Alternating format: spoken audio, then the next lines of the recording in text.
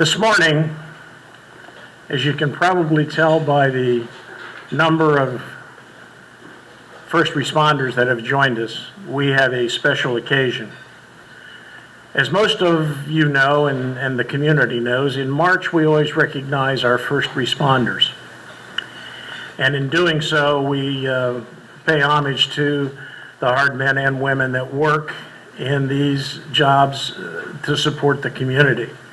And I say this only because, as I've met these gentlemen this morning, this is the reason I go to sleep, and I sleep pretty good at night. Because I know that the fire, the police are going to take care of whatever needs to be done. In a recent activity, I was talking with Tom Whitelock, our secretary, and it was recognized in the newspaper that by the way, the gentlemen that are here represent the 37s and the 28s, fire and rescue. So we've got kind of a combined group of people here. But I want to talk about one particular person who received some acclamation, and we wanted to just further it. Back in, I believe it was May of 2018, there was a young lady who got accosted, and she had gasoline poured on her, and she was set afire.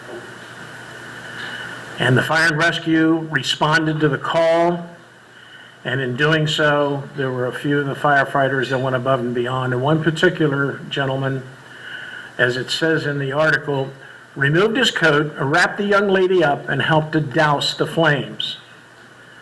Now, unfortunately, I know we're eating breakfast, but some of the flesh was coming off in his coat because he was so adamant about getting these flames out.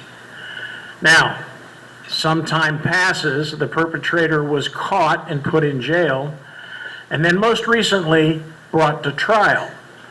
But the amazing thing for the firefighter that's involved was that he thought he would go to testify at a trial because someone had died.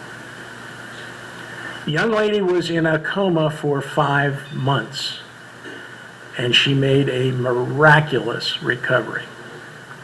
Not that there weren't going to be some surgeries and maybe some scar tissue, but she was also at the trial, and it went through to conclusion. And the perpetrator got 99 years. So that worked out well.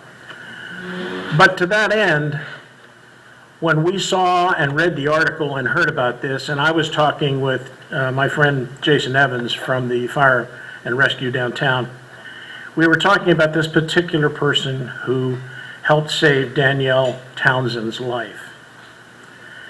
And that is firefighter Peter Hartnett.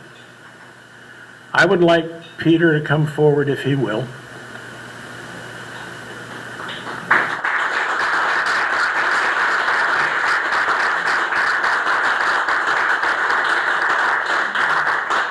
And I'd also like, while Tom's taking pictures, Jerry Pinkerton, could you join me up here as well? Pardon? He's Tom, I'm Tom, and he's Jerry. Okay. You don't have to remember, all we were badges too. That's pretty easy, Tom and Jerry. Yeah, Tom and Jerry, very easy. Cartoon, right? There, he's already. Peter, on behalf of a thankful community for all that gets done and for all of the recognition of the gentlemen out there that you probably don't get enough of, and as I was talking with one of the folks, you don't get paid enough, you don't get enough time off, you don't have enough pension, we still love you. But for all that you do, Peter, we thank you. Welcome. Thank you. All right. We'd like you to have that. Okay. And this is the highest award that we can give to a civilian, and it is the life-saving medal. Wow. Wear that with pride. Appreciate that. All right.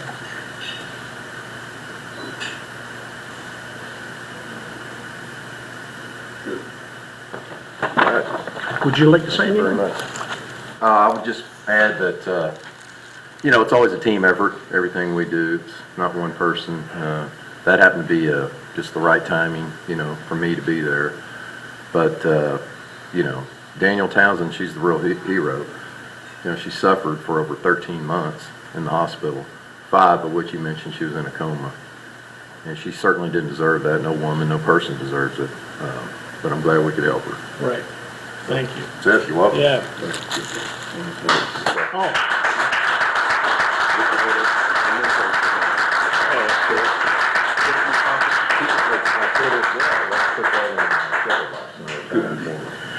Jerry just gave Peter one of the first issues of the new, well, they're calling